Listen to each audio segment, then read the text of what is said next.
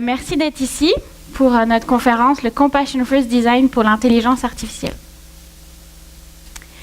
Mary Shelley, l'auteure de Frankenstein, avait vu juste. Nous avons créé l'intelligence artificielle, mais elle est devenue notre maître.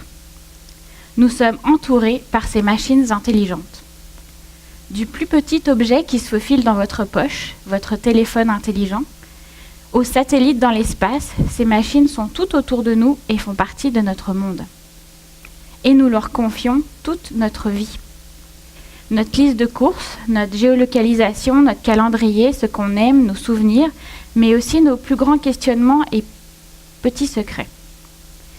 Ces machines intelligentes lisent ce que nous écrivons, voient ce que nous faisons, écoutent ce que nous disons et nous répondent en un instant.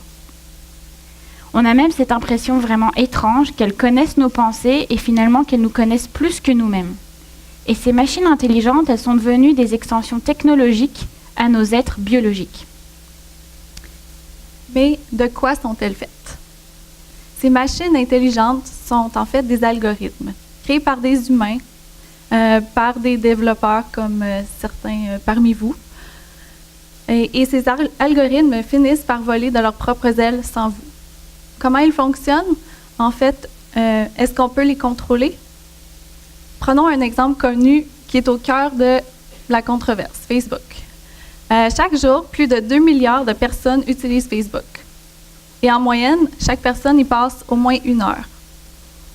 Et tout ce qu'on voit est contrôlé par des algorithmes.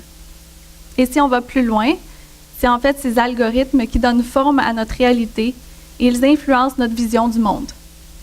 Ils façonnent notre identité, notre perception de qui nous sommes et notre perception des autres. Ils affectent aussi notre perception du monde. Mais il faut vraiment arrêter de blâmer les pauvres algorithmes parce que ce n'est pas de leur faute. Comme un bon petit soldat, l'algorithme est en mission et dans le cas de Facebook, sa mission, c'est de retenir le plus longtemps possible votre attention sur votre feed. Et tout comme Tom Cruise dans Mission Impossible, rien ne l'empêchera de remplir sa mission parce qu'il a été programmé par des développeurs comme vous. Et il n'y a pas de place pour les sentiments, il n'y a pas de place pour les émotions. Ils les exécutent avec logique et efficacité. Pour atteindre en fait leurs objectifs programmés, parfois ils rentrent en conflit avec nos valeurs humaines et donc font remonter en fait à la surface des souffrances qui sont cachées au plus profond de nous-mêmes. Puisque les algorithmes ne cesseront pas de s'infiltrer dans nos vies, il est primordial qu'on pose vraiment une question. Est-ce que des machines plus intelligentes veut-il nécessairement dire meilleures pour l'humanité? Et en fait, on a envie de dire fuck it. On va regarder les choses complètement autrement. Si on veut développer une relation symbiotique et bénéfique entre les humains et l'intelligence artificielle, il faut commencer maintenant. Alors, il y a des choses, évidemment, que les machines font déjà bien mieux que nous. Ça, on ne va pas le nier. Mais il y a une force que les machines, elles n'ont pas encore pour le moment, c'est les émotions. Alors, pourquoi on ne miserait pas sur notre capacité émotionnelle pour développer cette relation bénéfique avec l'intelligence artificielle, un humain augmenté et pas remplacé? Donc aujourd'hui, l'intelligence artificielle, elle peut identifier un sentiment, lire nos émotions et ce qu'on ressent à travers le langage corporel et la voix. Mais on ne va pas se méprendre. Est-ce que les machines intelligentes peuvent vraiment nous comprendre? Est-ce que l'intelligence artificielle peut développer une intelligence émotionnelle et sociale? Est-ce que l'intelligence artificielle peut apprendre l'empathie et la compassion? Et si oui, est-ce qu'elle peut nous apprendre à nous la compassion et être plus compatissants les uns envers les autres? Mais d'abord, qu'est-ce que l'intelligence émotionnelle? Donc l'intelligence émotionnelle, c'est... Je n'entends plus, c'est bon? Ah bah oui, bah voilà. Émotion, je suis stressée. Gérer ses émotions, donc quand je suis stressée, je mange du chocolat, mais là, il n'y a pas de chocolat, hein? En tout cas. Et identifier les émotions des autres, nous sommes stressés. Donc, avoir cette intelligence-là, j'aime ça quand ça saute. Ok. C'est mieux comme ça? J'ai l'air vachement maline. Maintenant, on va faire comme si on s'embrassait, ça marche pas. Non, je te le passe.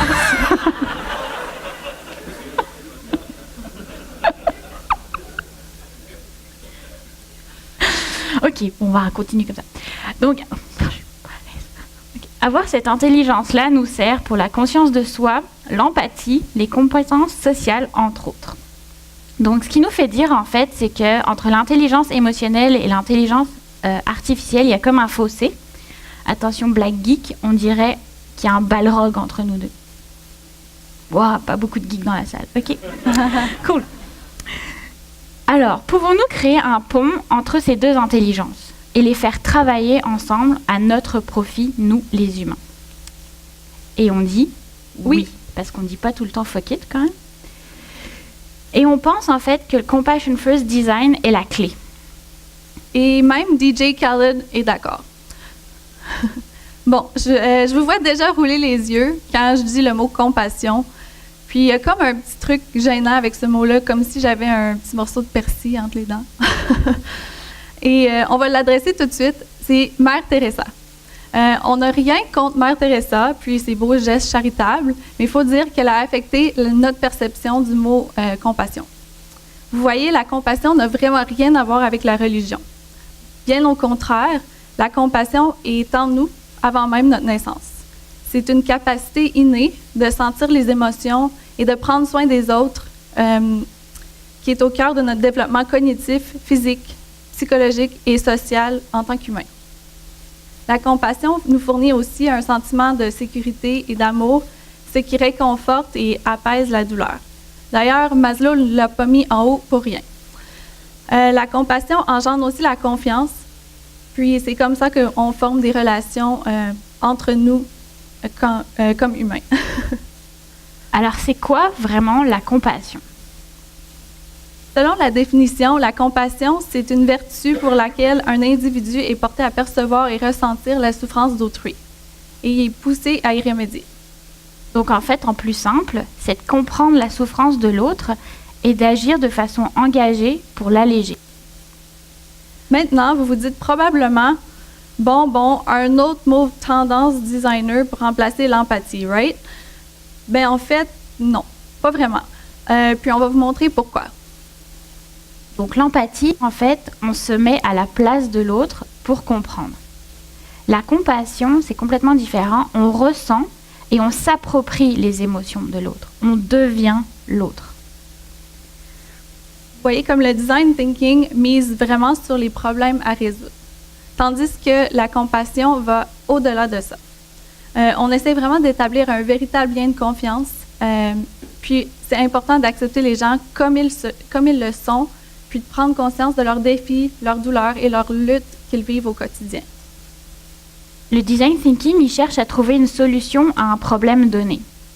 Pour la compassion, elle met plutôt l'accent sur un allègement des souffrances vécues par un individu. Il ne s'agit surtout pas de sauver les gens, puis vraiment d'offrir son aide de façon engagée. Alors on va laisser tomber l'ego. On n'est pas des super-héros, on n'est pas des dieux et on ne va pas régler tous les problèmes de l'humanité avec nos produits.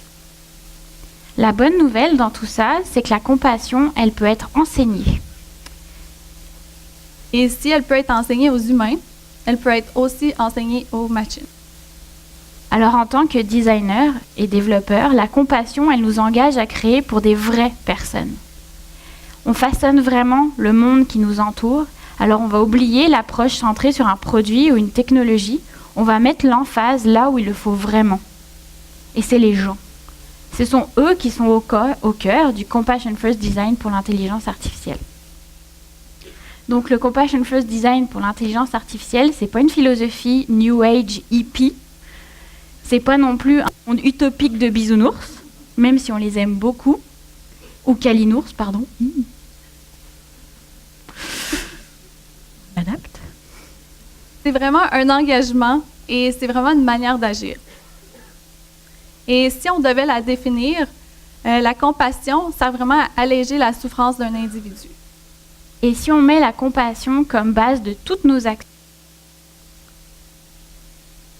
Et puis, on l'imprègne dans notre processus de création, que ce soit en développement ou en design.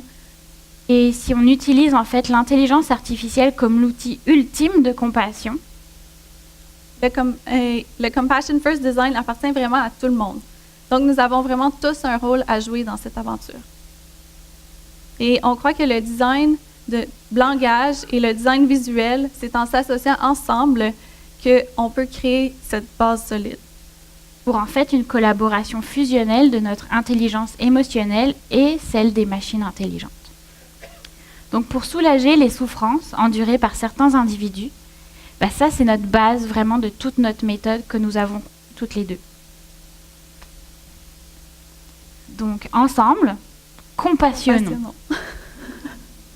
Mais avant, cheers à nous, parce qu'on a soif. Parce que 45 minutes, c'est... Donc, pour vous démontrer le pouvoir et le potentiel du Compassion First Design pour l'intelligence artificielle, on va utiliser Slack comme cas d'étude. Pourquoi Slack? Que vous l'aimez pas, que vous l'utilisez ou que vous ne l'utilisez pas, c'est un produit que vous connaissez toutes. Slack, c'est un outil de communication utilisé par les équipes, spécialement conçu pour améliorer les communications entre coéquipiers dans un environnement de travail. Il faut aussi dire que Slack, en tant que marque, possède vraiment une grande intelligence émotionnelle. Des petites perles d'intelligence émotionnelle sont cachées dans cette page d'onboarding.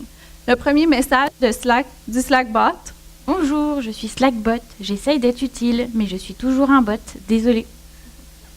Non seulement le ton est amical, mais l'utilisateur est rappelé que Slackbot fera de son mieux pour l'aider. Le message « Je suis toujours un bot » reflète vraiment la valeur fondamentale de Slack, qui est la transparence.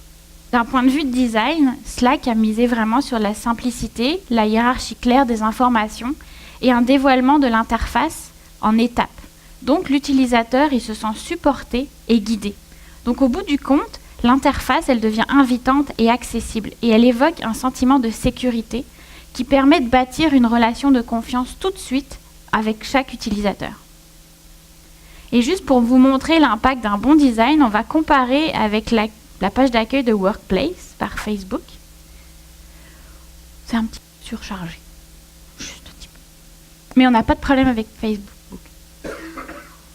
Donc l'expérience de Slack, elle est claire, elle est cohérente et elle est agréable d'un bout à l'autre.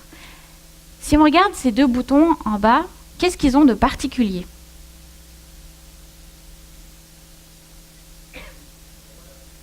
Ouais, yeah.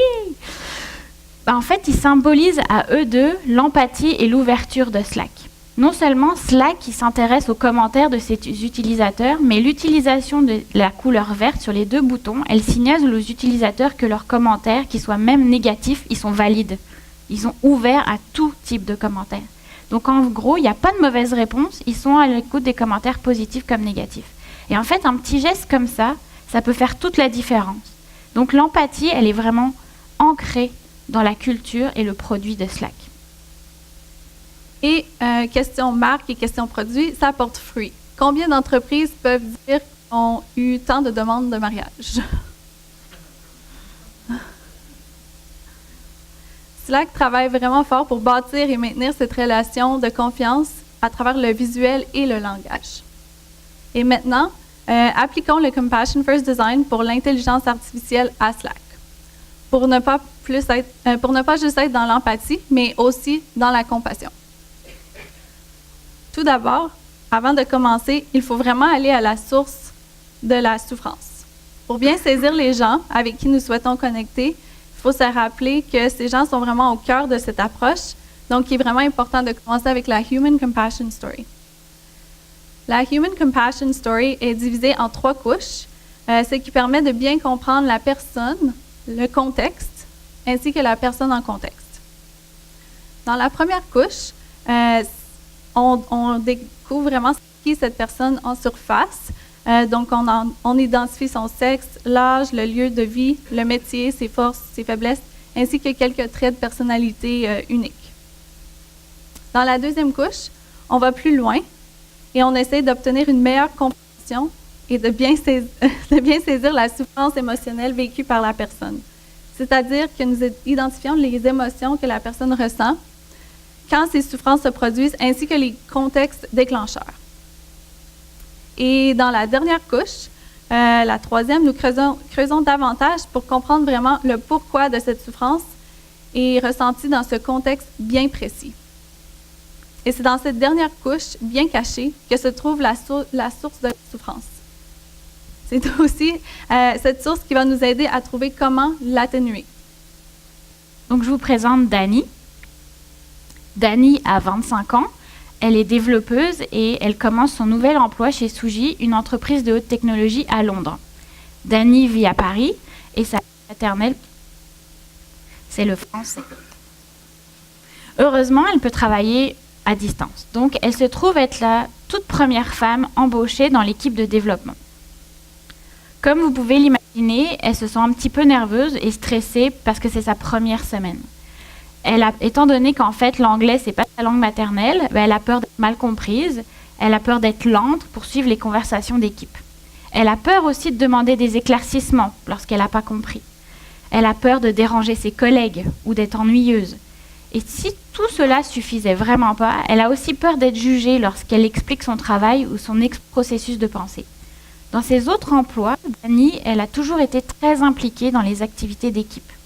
Et là, elle se rend compte que travailler dans une autre langue, c'est pas si simple en fait. Mais Dani, elle veut vraiment trouver sa place au sein de l'équipe et elle veut faire une bonne impression et elle souhaite vraiment gagner le respect de ses collègues. Donc Suji utilise Slack pour les communications internes. C'est vraiment là en fait que Dani, elle va collaborer avec ses collègues au jour le jour. Donc comme on l'a dit, elle travailler dans une autre langue, c'est pas facile, mais en plus de devoir communiquer à l'écrit, ça ajoute vraiment à la difficulté de la tâche. Donc communiquer et comprendre sans repères verbaux et sans le ton de la voix, ça peut s'avérer vraiment difficile. Et elle a surtout peur que ces lacunes en communication empiètent sur son intégration dans l'équipe. Donc en fait, si on va au bout des choses, la souffrance ressentie par Dani, c'est de l'anxiété reliée à ses communications au travail. Donc cette barrière linguistique, elle pourrait causer des malentendus, des erreurs d'interprétation et pourrait même poser des conflits. Donc et plus il y a des conflits, même s'ils sont petits, ça crée un environnement de travail hostile et personne ne grandit ou est heureux dans un tel milieu de travail. Pour Dani, en fait, les communications internes, ça joue un rôle important dans le développement de sa confiance et dans le développement de la confiance entre les membres de l'équipe. Donc elle cherche à se sentir acceptée par l'équipe. Par conséquent, le Human Compassion Story de Dani nous permet d'identifier que Slack, c'est vraiment l'outil idéal pour alléger sa souffrance. Donc à travers cette analyse qu'on a fait sur le cas de Dani, on se rend compte en fait que Slack, c'est un bon outil de communication, mais est-ce qu'il garantit que la communication, elle est bonne? Donc on va voir comment le Compassion First Design peut transformer la communication au sein de l'équipe pour favoriser l'inclusion et établir une collaboration efficace et bienveillante. Donc on va soulager cette souffrance vécue par Dani par le design. Créons pour ce que nous sommes, non, c'est pas ça. Créons non pour ce que nous sommes, mais pour les personnes que nous souhaitons devenir. Là, c'est cacher toute la puissance de l'intelligence artificielle. Et là, on est reparti dans le problème.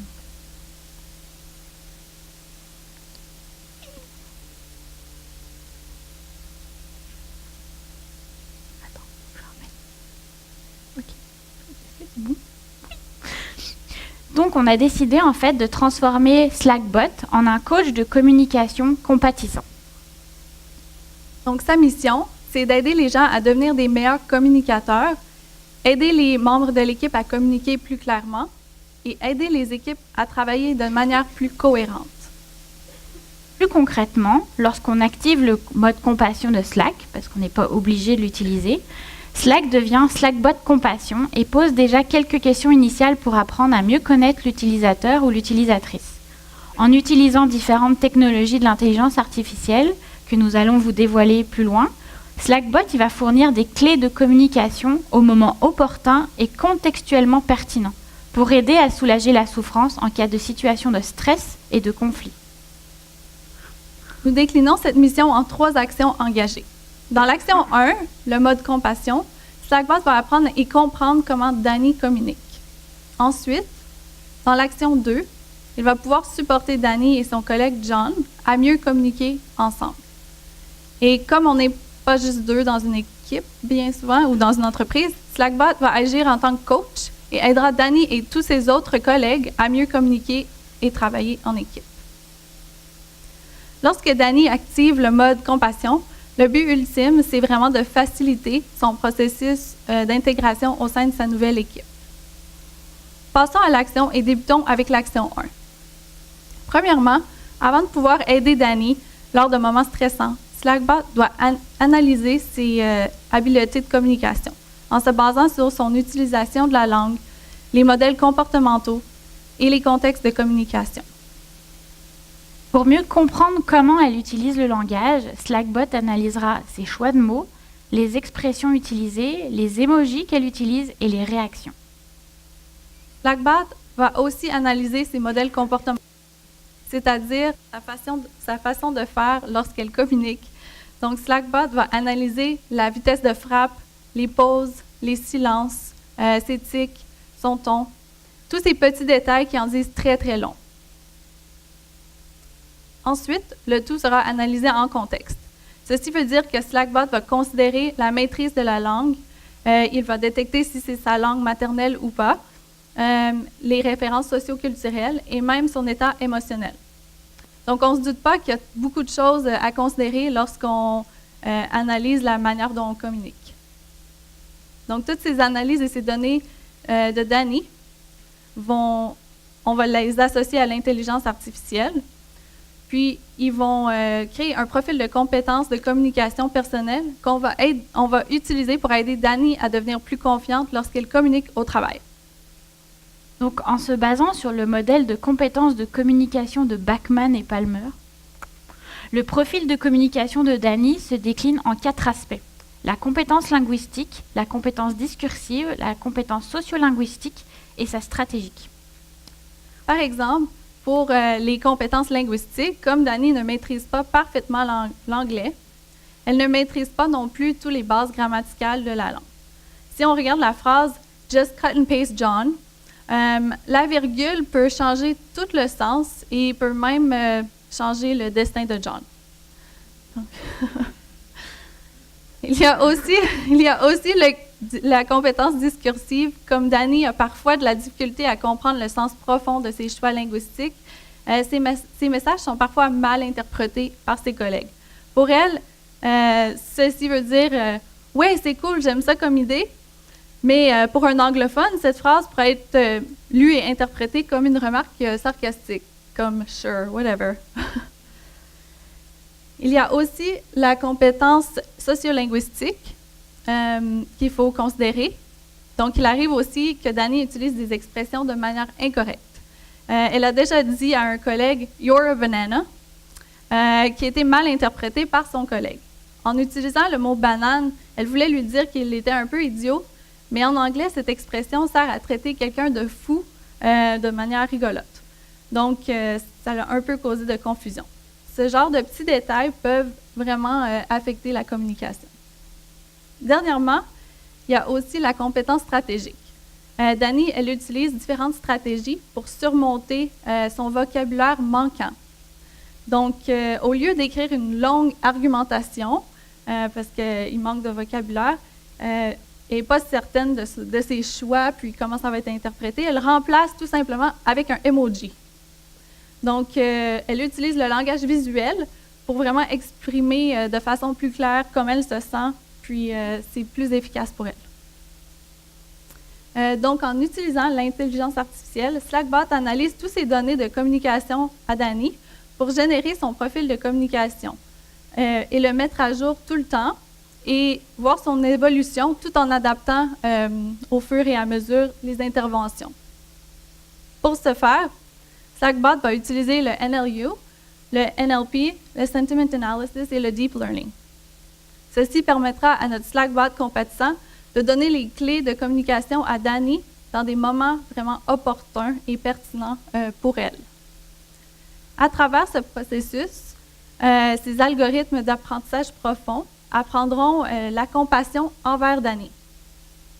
Donc, Slackbot va permettre à Dani de aussi devenir une meilleure communicatrice, donc une meilleure collègue. Donc l'action 2, c'est comment ça va se passer justement quand elle va devoir parler et travailler avec son collègue John. Donc pour son premier projet client, elle va travailler avec John.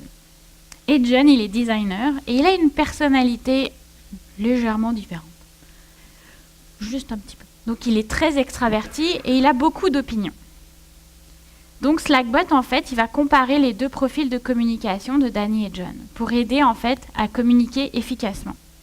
Il va contraster leurs points communs. Donc les deux parlent technique, ils utilisent tous les deux les emojis et ils ont de l'humour. Même si c'est pas le même, il y a une base humoristique. Mais il va surtout contraster leurs points opposés. Donc Dani envoie environ 40 messages par jour alors que John, qui semble avoir beaucoup de temps, en envoie 500. Dani aussi, elle recherche beaucoup l'approbation de ses collègues, alors que John, il est plus du style à initier les conversations. Donc on peut voir déjà qu'ils ont des profils complètement opposés. Et ça pourrait vraiment causer des malentendus et fissurer leur relation de confiance. Si rien n'est fait pour remédier à la situation, ça pourrait devenir une source de frustration, d'anxiété, de stress et de conflit.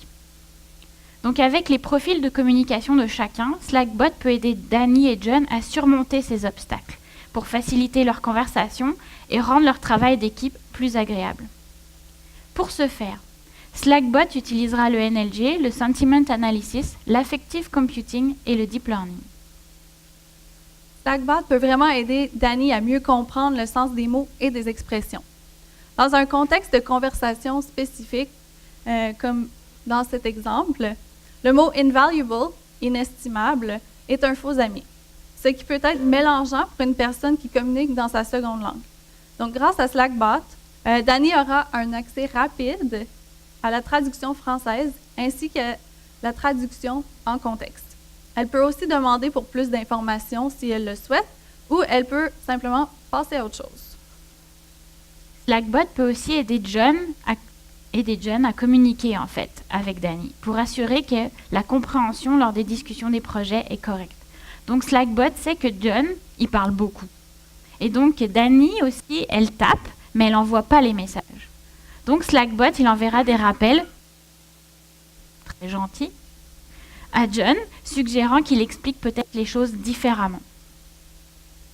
Slackbot pourrait aussi apprendre Dani à surmonter une épreuve, comme demander des questions de clarification, qui est vraiment un point stressant pour elle, surtout lorsque John écrit des longues explications et qu'elle répond avec un simple « OK ». C'est dans ces moments-là que Slackbot aide Dani à devenir plus confiante, moins effrayée de demander de l'aide, et ça va lui permettre vraiment de bâtir petit à petit sa confiance en elle lorsqu'elle communique avec ses collègues. Slackbot peut aussi apprendre à John à mieux communiquer avec quelqu'un qui s'exprime dans sa deuxième langue, tout en lui laissant le choix de dire si l'intervention de Slackbot est pertinente ou pas. Je vous donne du temps pour lire.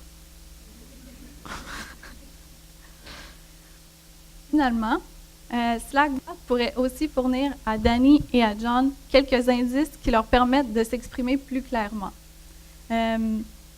ou avec un peu moins de frustration. Donc, si on se dit les vraies choses, ça nous arrive parfois de dire des choses qu'on regrette par frustration. Donc, Slackbot permet de garder ces conflits loin de nous. Donc, avec l'aide de Slackbot et de ses petites interventions au moment opportun et dans le bon contexte, Dani et John, ils vont pouvoir bâtir une bonne communication et donc une solide relation de confiance l'un envers l'autre. Donc, au bout du compte, non seulement Slackbot, il peut devenir plus compatissant, mais Dani et John, ils vont devenir plus compatissants l'un envers l'autre. Donc, Slackbot, il permet alors à Dani et John d'être des collègues respectueux et performants, ce qui en résultera dans une meilleure équipe. Et pour la dernière action, inquiétez-vous pas, c'est la dernière. Slackbot va aider Dani et tous ses collègues à communiquer et travailler en équipe. Donc, comme Dani travaille avec une équipe choc, chacun est un expert dans son domaine et chacun a une personnalité bien distincte Puis c'est ça qui fait la force de l'équipe. Mais il faut le dire, lorsqu'il s'agit d'un travail d'équipe, c'est pas toujours facile de trouver sa place ni de faire valoir son opinion. Chacun a sa propre vision du projet, chacun apporte une perspective différente qui relève de son domaine et chacun a un profil ou un portrait de communication bien distinct. Ceci peut rapidement causer des malentendus, des conflits et peut même fissurer l'équipe si rien n'est fait pour remédier à la situation. Ça pourrait même devenir dangereux pour le projet en lui-même et ça pourrait emmener vers un projet fait chacun dans son coin en silo, ce qui donne un projet incohérent et zéro performant. Donc, en plus du NLP, NLU et le NLG, nous ajoutons la reconnaissance faciale et la reconnaissance vocale, ce qui permettra à Slackbot d'agir en tant que médiateur lors des discussions d'équipe pour assurer que tout le monde se sente engagé et impliqué. L'utilisation de la technologie de reconnaissance vocale va servir à détecter les nuances émotionnelles et l'humeur entendue dans le discours par le ton de la voix et la vitesse du discours. Par exemple, lorsque l'équipe communique via un appel Slack, Slackbot peut aider l'équipe à maintenir certaines règles de conversation pour donner à tous la chance en fait de partager son opinion ou de poser des questions. Slackbot peut aussi ramener à l'ordre. Lorsqu'on détecte des tensions entre certains membres de l'équipe, comme dans cet exemple, Matt est très contrarié et vraiment frustré. Peut-être que l'équipe a besoin d'une petite pause et peut-être que certains ont besoin d'une pause plus longue que d'autres.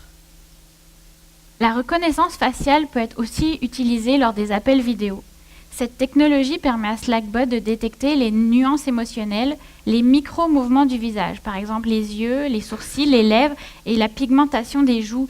Quand on est timide ou quand on est en colère, on devient rouge. Donc vous remarquerez que dans toutes les interfaces qu'on vous a présentées, on ne montre jamais les données analysées parce qu'on trouve que ce n'est pas là que la valeur elle est. La valeur, elle est dans les clés de communication. Donc avec la reconnaissance faciale, lorsque c'est nécessaire, Slackbot intervient pour garder tout le monde à jour et concentré sur les bons objectifs. Par exemple, Thor, il a l'air un petit peu fatigué et l'équipe, elle commence à perdre le fil. On connaît tous ces meetings qui durent 2 heures, puis à la fin, il n'y a rien. Donc là, c'est peut-être le moment venu de ramener tout le monde sur la bonne track et de leur permettre de se concentrer sur ce qui compte. Donc, Slackbot apportera à l'équipe le soutien supplémentaire qu'ils ont besoin lorsqu'ils travaillent ensemble. Ça va aider à responsabiliser chaque membre et ça va donner une voix à chaque membre de l'équipe pour qu'ils se sentent vraiment valorisés et intégrés dans le projet. Slackbot, en comprenant et en étant compatissant avec l'équipe apprendra aussi à Slackbot à être de plus en plus compatissant. Donc en fait, c'est un cycle sans fin. Une équipe qui met la compassion au cœur de ses actions créera des liens de confiance solides et une meilleure cohésion d'équipe.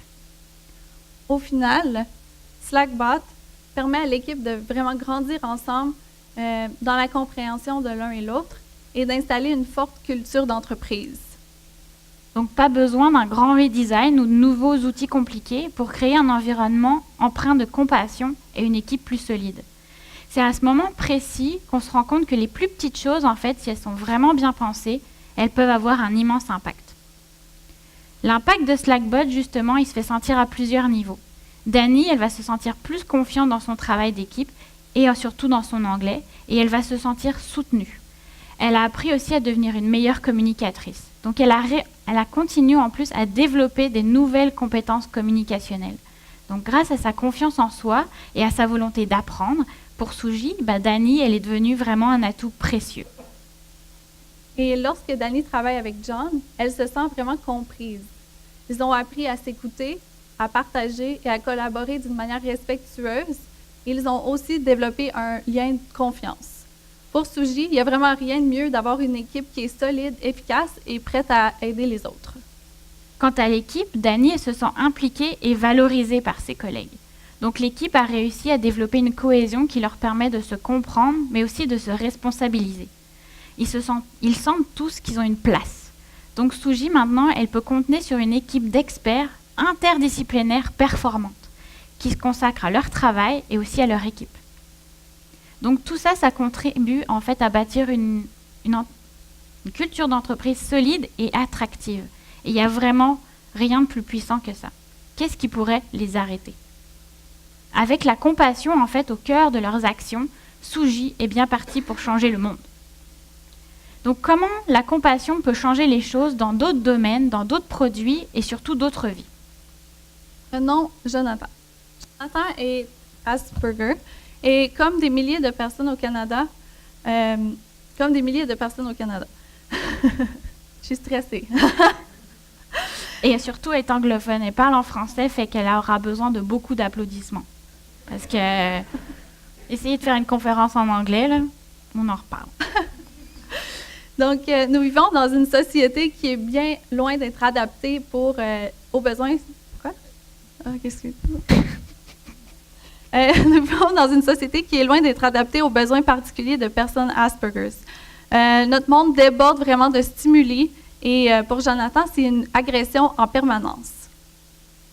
Donc, juste pour vous donner un petit profil sur Jonathan, c'est vraiment un passionné des Legos et il en dédie vraiment une grosse partie de son temps. Par contre, Jonathan souffre d'une faible estime de soi qui est causée par son niveau d'habileté sociale, qui est affecté par sa compréhension du monde. Donc, pourquoi on ne créerait pas un environnement en réalité augmentée en utilisant Lego et le Compassion First Design pour l'intelligence artificielle? Si on ferait ça, Jonathan aurait accès à un environnement complètement personnalisé où il peut contrôler les stimuli autour de lui. Il se sentirait plus en danger. Il aurait également un espace sécurisé où il peut développer ses compétences sociales en contexte. Un espace où il peut simuler des situations sociales sans la pression supplémentaire d'interaction réelle. Puis, un lieu qui est propre à lui, où on célèbre les différences, où il peut être lui-même sans jugement. La souffrance, il ne faut pas oublier, des fois, elle est invisible, mais ça ne veut pas dire qu'elle n'est pas là. Donc, on peut rendre nos expériences plus compatissantes et accessibles. Rendons les expériences inconfortables le plus confortables possible. Prenons l'habitude de les rendre plus inclusives et humaines. Et lorsque la compassion est chaque interaction, elle finit par devenir une seconde nature. Et on appelle ça en fait le phénomène d'habituation. L'habituation, ça se passe quand un comportement est tellement enraciné en nous qu'on peut l'exécuter sans même y penser, par exemple, aller chercher les fourchettes dans votre cuisine. Donc ce phénomène, en fait, il est le résultat d'un processus appelé la potentiation neuronale à long terme. Je vais être comme ça tout le long. Ceci arrive en fait lorsque votre cerveau active les mêmes voies neuronales encore et encore, et les neurones ils vont modifier leur force et créer un circuit plus efficace qui va nous permettre de transmettre l'information plus rapidement. Et ça va devenir un réflexe. Et en fait, c'est ce qu'on essaye de réaliser avec le Compassion First Design, c'est parce qu'on voudrait que la compassion devienne un réflexe dans toutes nos interactions. Si on pratique la compassion pour développer des relations symbiotiques et bienveillantes entre nous et l'intelligence artificielle, pour que la compassion, en fait, elle soit ancrée dans toutes les actions pour améliorer nos vies et potentiellement changer le monde. N'oublions pas que la confiance en elle est une expérience humaine. Et si on l'installe, la compassion dans les moments clés avec l'intelligence artificielle, nous allons favoriser un réel et bénéfique partenariat humain-intelligence artificielle. Donc dès aujourd'hui, voici comment on peut pratiquer le Compassion First Design dans votre pratique professionnelle. Donc imperfection, pas perfection. La perfection n'existe pas et l'utilisateur parfait non plus. Alors on va oublier les études de cas idéaux où tout le monde est parfait. On va utiliser vraiment la compassion pour vraiment comprendre les gens et sortir de notre zone de confort. La compassion est fondée sur la réciprocité. La compassion se pratique et s'apprend avec soi et pour les autres. Mettons la compassion au cœur de nos actions. Sans bout, pas de lotus. La douleur et les problèmes sont inévitables, ils font partie de la vie. Par contre, la souffrance qui les accompagne, ils sont complètement facultatifs. Donc si on cherche à soulager cette souffrance, on va chercher à rendre la vie plus supportable et agréable pour tout le monde. Veiller et non surveiller. La confidentialité et le contrôle éthique des données sont essentiels à la confiance. C'est central à la compassion. Soyons transparents et honnêtes dans toutes nos actions. Augmenter et non remplacer par la technologie. La technologie est un outil qui sert à augmenter nos compétences et nous permet de vivre des expériences augmentées, ce qui feront de nous une humanité augmentée. Les exceptions sont la norme. Alors célébrons les différences, invitez l'inclusivité et adoptez l'individualité. Lorsque nous misons sur les forces et différences de chacun, de grandes choses peuvent arriver. Des personnes et non des problèmes. Il faut accepter les gens tels qu'ils sont avec leurs douleurs et leurs défis. Et derrière chaque humain, derrière chaque situation se cache un humain et derrière chaque humain se cache une histoire. La compassion appartient à tous.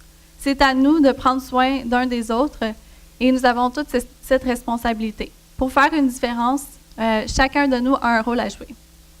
Donc le Compassion First Design peut transformer votre entreprise pour vrai, moment publicitaire.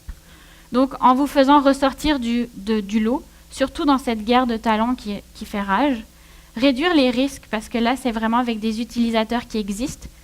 Ensuite, on peut épargner de l'argent en résolution de conflits et psychologue. Élargir aussi votre bassin de clients et d'employés, parce qu'une culture forte, ça se sait vite.